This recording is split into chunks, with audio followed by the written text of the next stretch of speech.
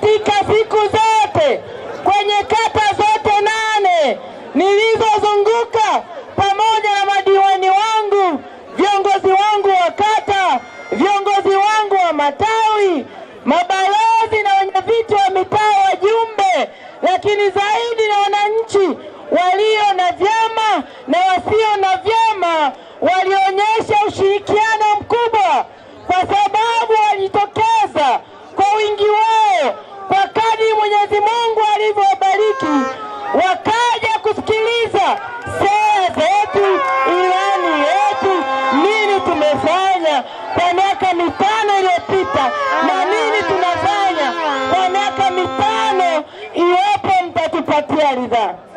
Kwa hiyo nawashukuru sana kwa niaba ya madiwani wa kata zote 8, kata ya Nyandoto, kata ya Nyamisangura, kata ya Bomani, kata ya Kelemanyeli, kata ya Kitare, kata ya Turwa, kata ya Nkende, kata ya Sabasaba.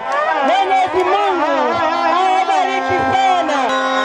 Tumezunguka tukisema yale mema Dr. Samia Suluhu Hassan ambaye ameyafanya kwa kipindi cha miaka 4.5, ambayo Mwenyezi Mungu aliweza kumpa urais wa Jamhuri ya Muungano wa Tanzania kwa mujibu wa katiba yetu. Amefanya mema, tumeyasema mengi kwenye sekta ya afya, sekta ya elimu, miundombinu, kwenye nishati, tumesema mengi kwenye uchumi, maji na mengine mengi, na imani mmetuelewa na mnaenda kufanya maamuzi yenye tija kwa maslahi ya taifa letu, kwa maslahi ya mkoa wetu, kwa maslahi ya wilaya yetu, kwa maslahi ya jimbo la Tarime mjini. Na kwa sababu tunaamini katika vyama vyote 18 vilivyoomba ridhaa ndani ya Jamhuri ya Muungano wa Tanzania, na kwenye jimbo letu, ngazi ya jimbo, tuna vyama 4, lakini kwenye kata zetu kuna vyama tofauti tofauti. Kata zingine kuna vyama 2, vyama 3, vyama 4. Hatuna kata iliyopita bila kupingwa. Kwa hiyo imetoa fursa kubwa kwa Tanzania wa Tarime kuweza kusikiliza wagombea wa kila chama kwenye ngazi ya kata, kwenye ngazi ya jimbo, kwenye ngazi ya taifa, na kuweza kuwapima uwezo wao, dhamira zao, ni jinsi gani wanaweza kushirikiana na wananchi wa Tarime mjini kuleta maendeleo kwenye jimbo. Lakini zaidi kupitia wagombea walio ndani ya jimbo la Tarime mjini, tumeweza kusikiliza ilani za vyama mbalimbali kama zilikuwepo. Najua sisi CCM tulikuwa na ilani ya kitaifa, tulikuwa na ilani ya mkoa, na tulikuwa na ilani ya jimbo la Tarime mjini. Mmeweza kupata fursa ya kusikiliza ilani hizi, mkazipima ni ilani gani na dhamira ya dhati ambayo imeaksi uhalisia wa changamoto za Watanzania, uhalisia wa uhitaji wa Watanzania.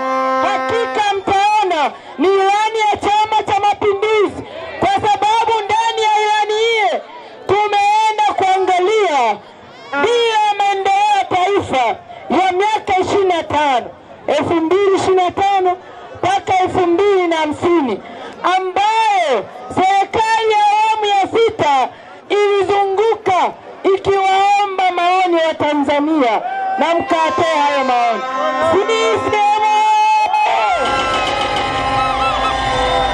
Naamini hamna chama chochote ndani ya ardhi ya Tanzania chenye ilani ambayo wakisoma Watanzania wote wakaichambua wakaona hii ndio dira kutembea nayo.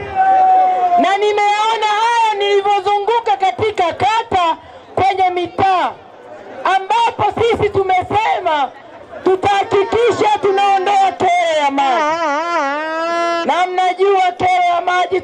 mradi mkubwa wa bilioni 134 ambao mama yetu Samia Suluhu Hassan ametuletea.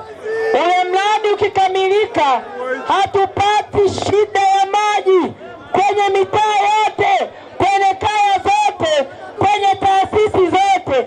Ni maji safi na salama, yanatoka masaa 24 ndani ya siku 7 za wiki. Na naamini katika wagombea wote Dr. Samia Suluhu Hassan ni namba 1 kwa wanaogombea kwenye urais.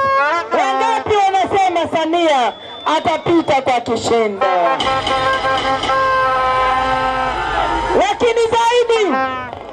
Lakini zaidi naamini mimi Esther Nicholas Matiko ni namba 1 kwa wagombea wote wanaomaliza ndani ya jimbo la Tarime. Wangapi wanasema watatiki kwa Esther Nicholas Matiko? Asanteni sana. Lakini pia naamini madiwani wetu wote wamepita wakajinadi kwenye mikutano ya hadhara, nyumba kwa nyumba, vijiwe kwa vijiwe, mpaka pool table tumecheza. Wanasema madiwani wetu ni namba 1 kulinganisha na madiwani wote wanaoomba ridhaa. Wanyooshe mikono. Wanyooshe mikono. Mwenyezi Mungu awabariki sana.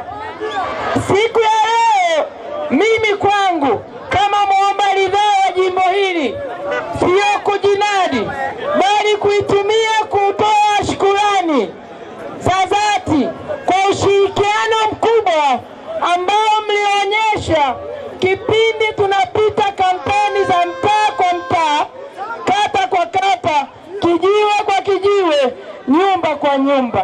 Kwa hiyo nisipotoa shukrani sitakuwa naitendea haki nafsi yangu. Mwenyezi Mungu awabariki sana. Ile imani mlioionyesha wakati tunapita kuomba ridhaa, na waomba imani ile mjihamasishe tarehe 29 mwezi wa 10, mchukue baba, mama, bibi, babu, shangazi, mjomba, shemeji, wifi, mtoto, jirani, rafiki, mkapige kura tarehe 29 kutimiza haki yenu ya kikatiba.